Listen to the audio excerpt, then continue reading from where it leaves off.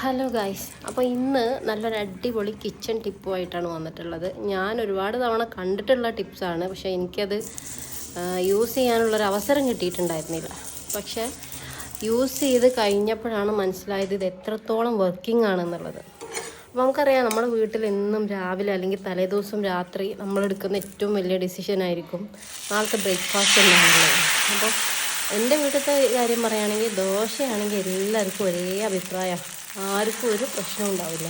പക്ഷെ ദോശേൻ്റെ ഒരു കാര്യം എന്താണെന്ന് വെച്ചാൽ, നമ്മൾ ദോശച്ചട്ടീൻ്റെ അടുത്ത് നല്ല മട്ടം അങ്ങോട്ട് പെരുമാറിയിട്ടില്ലെങ്കിൽ ദോശച്ചട്ടി ഇങ്ങോട്ടും തിരിച്ച് ചില സ്വഭാവങ്ങളൊക്കെ എടുക്കാൻ തുടങ്ങും. അപ്പോൾ 2 ദോശ ചുടേണ്ട സമയത്ത് ഒരു ദോശയൊക്കെ ചുടാൻ കഴിയുള്ളൂ.